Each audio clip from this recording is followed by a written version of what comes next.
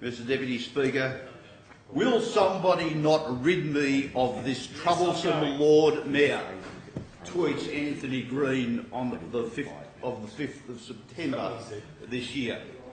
Why doesn't the government have the honesty and integrity to stand up in this House and say this bill is about getting rid of Clover Moore? We tried in 2012 when we amended the Local Government Act, and we expected Clover Moore to resign or not contest the city council elections, and she did what the Tories never expected. She resigned her membership of this House. Now, why don't you come in here and say that? Because all of the rest of it is a ruse. Because this concept of copying the Melbourne system and somehow justifying creating an electoral roll. But I'm sure the member is getting around to the bill. The purpose of the voting system to create two business votes is designed specifically for that purpose and no other purpose. And I was about to refer to the committee that the member for Kiama chaired, which made recommendations based upon the Melbourne model. Something the member for Ku-ring-gai didn't know about when he came in and contributed to this debate, and that is that the chairman of the Victorian Electoral Review Committee has recommended to the Victorian government to repeal that provision because it hasn't worked in the Melbourne local government provisions. Now, this concept of trying to get rid of Clover Moore, the Tories are like Lady Macbeth, aren't they? Out damn spot. But no member of this House, no member of the other House, no executive government has been able to get rid of her for 34 years because she has outsmarted them all. She's outsmarted the Tories and she's outsmarted the Labor Party.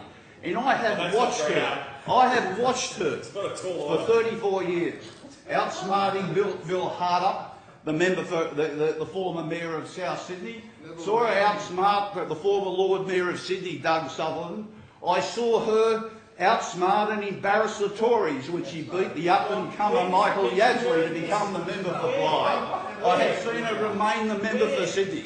She outsmarted Eric Rusendale as General Secretary. He thought the Labor Party could take control of the City Council when he put South Sydney Council and City Council together, and he created the environment for Clover Moore to be elected Lord Mayor of Sydney, thinking somehow or other the Labor Party could sneak through the middle. And now the Tories are doing what every other government has tried to do for 80 years, take control. The member for his second reading speech has just been provided to me by the clerk, where the Lord Mayor and Clover Moore has been mentioned in the speech made in the other place. And that clearly is the motivation. That is clearly the motivation of this bill. Because the government do not like, as all the governments before them have not liked the particular Lord Mayor of Sydney, but she's outsmarted them again. Now the fact of the matter is, I might like her planning policies. I might support Councillor Linda Scott, that's a member of that council, who I would have thought may well have been a better Lord Mayor. But in 2012. The people in the City Council area, which included a substantial part of my electorate, elected Clover Moore with an overwhelming majority. And one of the things the governments of the day have never, ever sought to accept is that for 34 years she's been able to obtain the overwhelming support of the people in her constituency. She must be doing something. She must be doing something right. And I give the government this warning. And I give the Minister for Local Government this warning. You will be like every other previous local government, a Minister for Local Government, because the fact of the matter is, in 2016, she'll still be there. And all your naked political attempts, just like all your predecessors, will all fall flat on their face. Because you're not motivated by local government. You've gone through the stage of having all these reviews, independent review panels, kumbayas in the country, having at the cost of about $300,000. You've gone through the process of getting Stephen Blackadder and co to rewrite your act.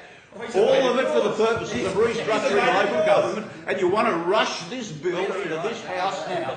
A bill that I'm asking the House to consider in detail, as the member for Sydney hasn't, because he has a series of 50-odd amendments designed to ensure the House gives proper consideration to a bill. What's the hurry with this bill? There's no local government election for 2 years. There are 5 more weeks of sittings of this House, and you rush this bill in, but you say that it's got no substance or it's got nothing to do with us. It's actually a shooter's bill. The reality of the situation is that you are motivated, as Anthony Green says in his blog, by malice to Clover Moore, of a voting system that is designed to try and impact of the democratic processes of the City of Sydney, and it is doomed to failure. Because let me tell you that there is something that the reactionary forces have never understood with Clover Moore. Every time Alan Jones and Ray Hadley attacks her about bike lanes, you push people in the City of Sydney to her. Every time you attack her, she is able to change the whole dynamics, and you're pushing the waivers in her hand.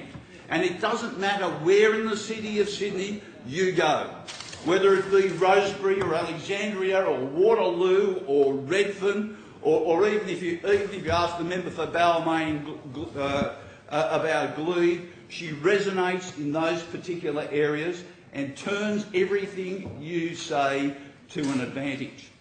Now, if you really want to look at the City of Sydney and decide whether or not the structure is actually representative, then you've gone through a local government review panel for the purposes of doing. But you're stuck. The Tories are stuck because there's nothing you can do about the city boundaries that's going to allow you to win an election. Mr Acting Speaker, might have an extension of time. Order. Look, whilst I ruled it earlier about Clover Moore and the comments relating to it, the whole speech is not to be centred around that one particular issue. Sorry? Yeah, well, that's why the last few seconds should be brought back to the bill. You've had to leave. The question is that the member for Heffron's time be extended. All of that opinion say aye. Sorry? I'll remind you you're on 3 calls. And that's still for 13 members on that side and 6 on this side. All of that opinion say aye. To the contrary, no. I think the ayes have it. The ayes have it. The member for Heffron to continue. When you look at the report of the independent review panel that looks at various options and structures and proposed amalgamations or boundary changes from the City of Sydney, whichever way the boundary of the City of Sydney moves, you go to either a progressive or Labor territory unless you move into that in relation to that Wallara area.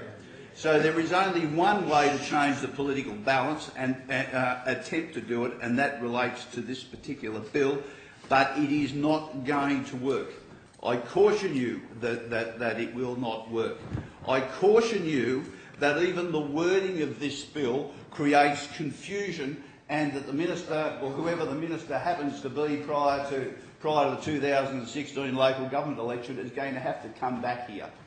And the other thing I caution you about too, before you rush these bits of legislation through to service your own reactionary masters, is particularly this. When you have Stephen Blackadder and those people drafting the amendments to your Local Government Act as part of your review, why don't you give it to him to look at? When you've got Professor Sanson that you're paying $2 million to his committee for his review, why don't you show it to him? Why don't you use some of the resources that you're actually paying? How would you know? You wouldn't even know the way to that. I mean, why don't you use all these people on your payroll to have a look at it? Why do you want to rush it through straight? Why do you want to rush it through straight away? Solution, your council. Well, good. But the reality is, why don't you consult Professor Sanson? Why does the minister consult Professor Sanson? Maybe he's speaking a language that the minister doesn't quite understand.